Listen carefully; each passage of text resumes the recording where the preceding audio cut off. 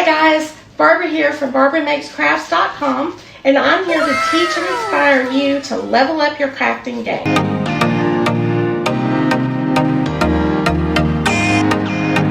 So have you seen these bleached out t-shirts with sublimation? They seem to be quite popular these days. Well, I'm going to put a new twist on these. I'm going to sublimate, sort of, print then cut design with intricate details onto a 100% cotton t-shirt. So I'm going to be honest, when I started weeding this design, I realized that it wasn't welded, meaning it wasn't going to weed as one piece and lay on the fabric. So I panicked. I had already had a plan for this week's video that I'm having to postpone, and so I didn't know what to do. But then I had an idea and decided to try it, and it worked. So I want to show you how to do this for yourself. So here's what you're going to need. You're going to need, of course, a t-shirt, 100% cotton heather. Heather colors work best. And this is Bella Canvas Heirloom Jersey. You're going to need a sublimation printer, sublimation paper. You'll need some glitter vinyl, heat-resistant transfer paper, a Cricut cutting mat. You'll need your stab and grab tweezers or other tool to get out little bitty pieces. You'll need a burnishing tool. You'll need some bleach and a design. So let's head on over to Design Space and get started. Okay, so I have a blank canvas here, and I'm going to go to my projects because I already have this uploaded. I just need to customize it just a little bit because it's actually the perfect size. So, but when I was practicing, this blue didn't show up very well. So I'm going to change it back to black. And then up here, I want to separate these two because I want them to be done in two different ways. So this one I want cut because this is going to be our glitter vinyl. And then this one we want to do print then cut. So all we need to do is go up here, and it was set to basic cut. And I just down here to print then cut. And there we have our design. So that was super easy. So we'll just go up here to make it. And it's going to ask how we want the materials done. So whether it's on the mat or off the mat, the new card mat, which I'm looking forward to playing with, and then multiple ways. So we're going to choose multiple ways and continue. And it's showing us a preview of what it looks like. Now, anytime you're doing sublimation or print, heat transfer vinyl, iron on, whatever, you need to turn your mirror on. So over here in the matte panel, we'll call it, we're just going to select that matte, which is already on the canvas for us, and turn that mirror on. And now we're going to select matte number 2 and turn that mirror on also. And then we want to go back and select that one again and hit continue. And now we're going to send it to the printer. And my printer, the Epson ET2760, is already selected. So all we have to do is hit print. And once that prints, we're going to choose infusible ink transfer sheet. We're going to leave it on default pressure. All right, so now we'll head over to the machine and take it away from there.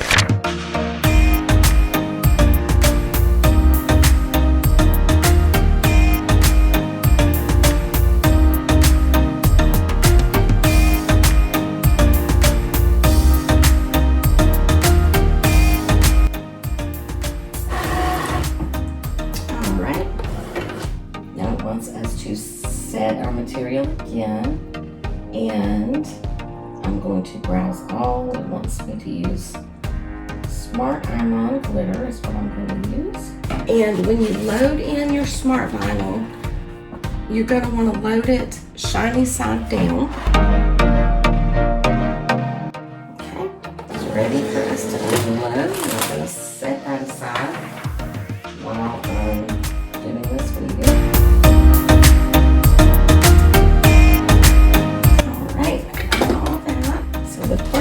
thing I want to do here is I want to try and get this surrounding transfer sheet, try and get that pulled away.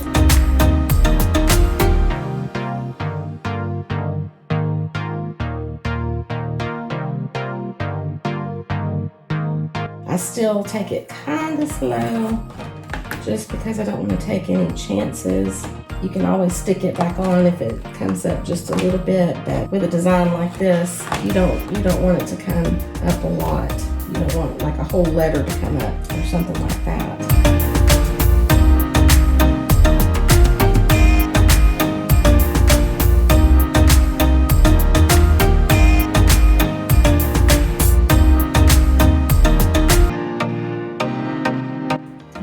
So that's weeded. I'm just going to leave it right here on the mat. Weeding this is a bit more challenging. And this smart vinyl, I'll just be honest, is expensive. I don't use it very much, so when I do, I like to save my scraps.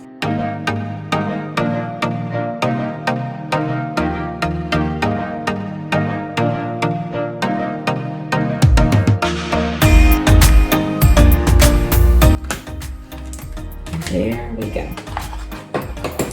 So the next thing that I want to do is put it here on my shirt, and I want to center it up and get it. The top of the design should be about 3 inches from the neckline. So let's get our ruler and that. So we want the top of the design to be right there. And I'm just going to put a piece of tape there so I'll know where to bleach and where not to bleach. I got this cute little tape dispenser at a yard sale.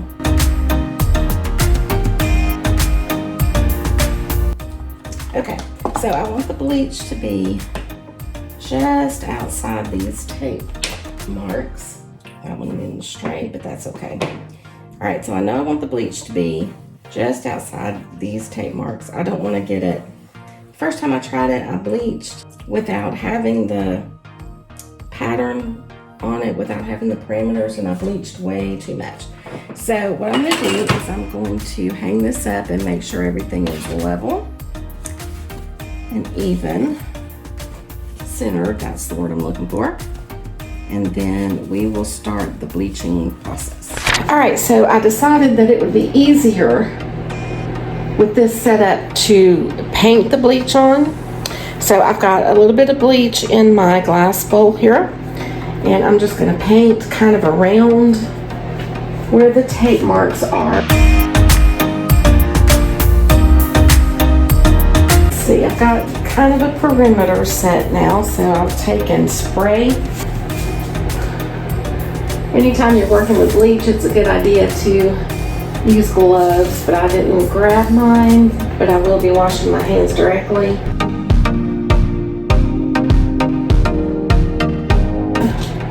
On the rest of the shirt, just to add another level of uniqueness. Make sure I get these. All right, so we're gonna let that dry, and then I will run it through the wash, and I'll be back to finish it up.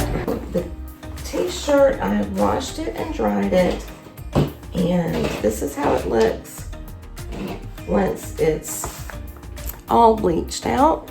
And so now we want to iron on. I've got an ironing mat in between the layers of the shirt here, just to have something to press it on, and just in case this vinyl wants to go through the material. I've got my heat press. It's just about ready. It's heating up to 330. Well, there it goes. We're supposed to do it for 30 seconds, but we want to prepare first and just do the heat press for about 5 seconds. A few moments later. Before we put our vinyl down. All right. So now we'll just put the heat press down on it, and we'll turn the timer on for 30 seconds, 330. A few moments later. All right.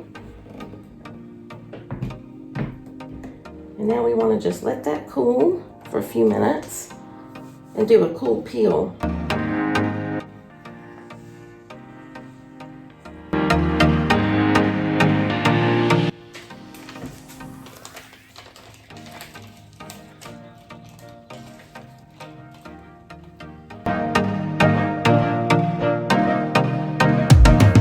And you always, when you're doing sublimation, you want to put something between your design and the heat press. And a piece of butcher paper will do, but just note that you can't reuse butcher paper. So it's pretty cheap. It's a few cents per. All right, let me see if that is, all right, let's see how that did.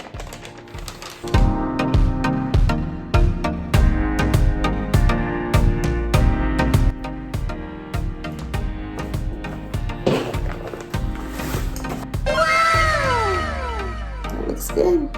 I like it. What do you think? Well, there were quite a few steps, but I think it turned out beautifully. I hope you'll make tons of these for yourself, and you can sell them too. They're going like hotcakes. So if you have any questions, feel free to ask in the comments down below. And if you haven't already, it would mean the world to me if you would just hit that subscribe button. And while you're at it, hit the notification bell so you'll be the first to know when I release a new video. I'd love to hang out with you on Instagram, so feel free to follow me there as well. And until next time, happy crafting.